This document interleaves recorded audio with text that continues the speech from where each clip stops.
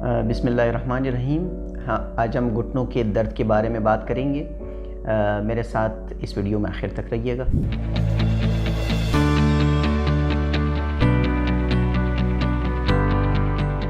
मेरा नाम डॉक्टर सैफुल्लाह दुरानी है। मैं अपनी obligation as a consultant physical therapist and rehabilitation specialist सरअंजाम दे रहा हूँ। हमारा क्लिनिक कोयटा में भी है, कराची में भी है और पशीन में भी है।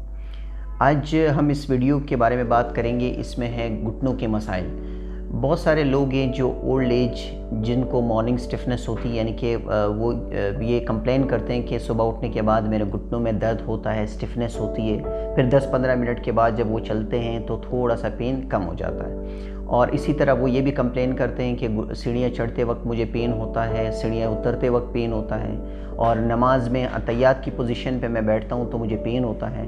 तो ये सारे मसाइल जो हैं वो घुटनों की वजह से हैं।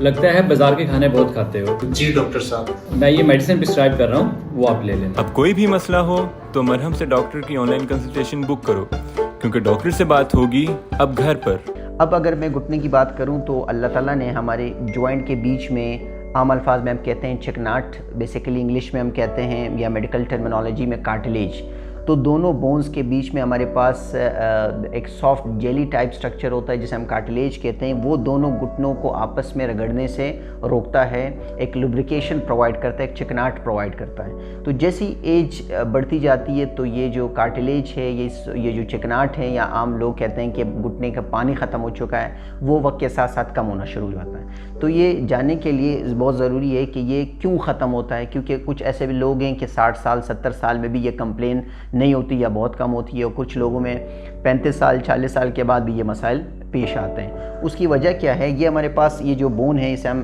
फीमर बोन कहते हैं, और नीचे बोन 2 हड्डियाँ हैं, इसे हम टिबिया एंड फिबुला कहते हैं। इन दोनों के बीच में ये कार्टिलेज होता है। अब ऊपर के मसल्स ने इस हड्डी को यूँ होल्ड कर रहे होते हैं, और नीचे के मसल्स नीचे वाली हड्डियों को।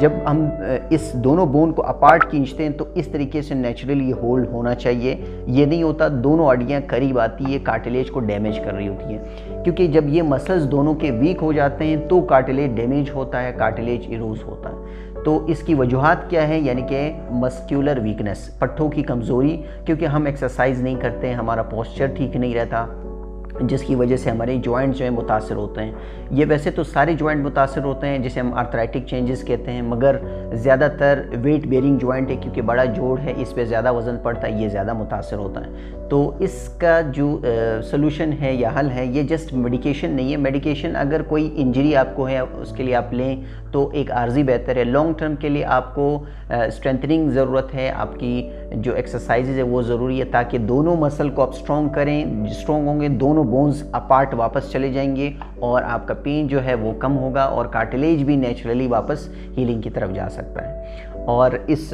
जो तमाम जो दोस्त हैं या इनके फैमिली मेम्बर्स हैं जिनको ये प्रॉब्लम पेश आती है, वो हमारे पास आ सकते हैं। मुख्तलिफ थेरेपी के थ्रू उनकी जो प्रॉब्लम है वो सॉर्ट आउट कर सकते हैं। और मेरी अपॉइंटमेंट लेने के लिए आप मरहम की वेबसाइट पे जाके अपना अपॉइंटमेंट कंफर्म कर सकते हैं। बहुत शुक्रिया।